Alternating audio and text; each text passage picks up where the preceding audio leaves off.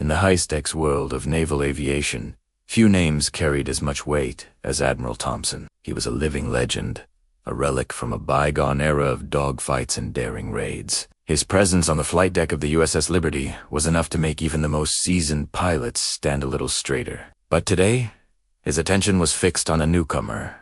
Lieutenant Iva Rostova was an enigma. She was the youngest pilot to ever qualify for the elite Black Raven squadron, and she had done so with record-breaking scores. Yet, she was quiet, almost unnervingly calm. While other pilots boasted and joked in the mess hall, she would be found in the simulator, running drills until the early hours of the morning. Her flight suit was always immaculate, her dark hair pulled back in a tight, regulation boot. There was an intensity in her eyes that some found intimidating. The Admiral, known for his jovial but testing nature, decided to break the ice. The squadron had just returned from a successful but routine patrol. As the pilots gathered for their debrief, Thompson clapped Rostova on the shoulder, a wide grin on his face. The entire briefing room fell silent, eager to see how the rookie would handle the Admiral's attention. "Lieutenant," he boomed, his voice echoing slightly in the hangar bay. "I've seen your scores. Impressive. But tell me," he leaned in conspiratorially, a twinkle in his eye, "what's your kill count? Don't be shy. We're all friends here."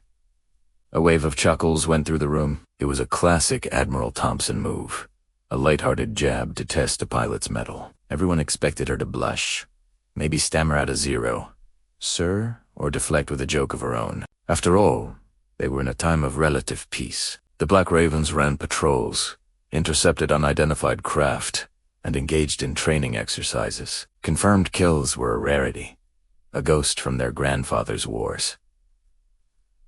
But Iva Rostova didn't blush. She didn't stammer. She simply stood there, her gaze unwavering, and met the Admiral's eyes. The silence in the room stretched, becoming thick and heavy.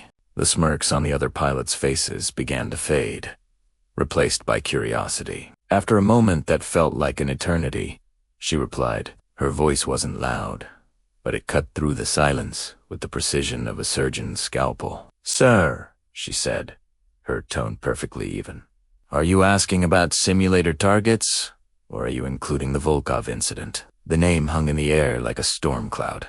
The Volkov incident. It wasn't in any official report. It was a whisper, a rumor that had been fiercely suppressed by the highest levels of naval intelligence. A deep space reconnaissance mission that had gone dark 2 years ago. The official story was that the destroyer Volkov had suffered a catastrophic reactor failure.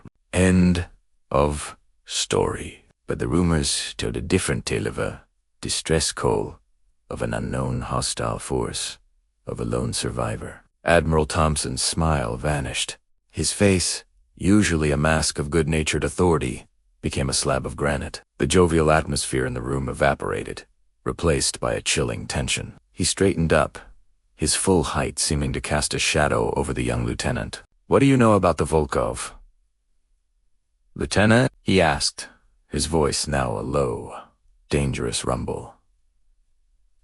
Rostova didn't flinch. "I was there, sir," she said simply. "I was Ensign Rostova, a junior tactical officer aboard the escort frigate Nightingale." A collective, silent gasp seemed to suck the air out of the room. The Nightingale was also listed as lost, supposedly a victim of the same reactor failure that claimed the Volkov. The official records stated there were no survivors from either ship. "The reports are sealed, sir," she continued, her voice still unnervingly calm. "But since you asked about my kill count, the Volkov wasn't destroyed by a reactor malfunction.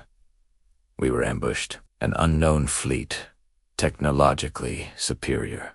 They tore through the Volkov like it was paper. The Nightingale was next." She paused, and for the first time, a flicker of something ancient and painful crossed her face. "Our captain ordered a full data purge and an evacuation. He stayed behind to scuttle the ship.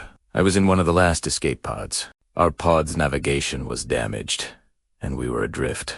But before we were hit, I was at the tactical station. I rerouted auxiliary pod to the pointed defense cannons and manually targeted their lead ship as primary weapon array. I got a confirmed hit before our own systems failed. The room was so quiet you could hear the distant hum of the ship's life support. Every pilot, every technician, and the Admiral himself were frozen, captivated by her story. The escape pod sensors were barely functional, Eva went on. But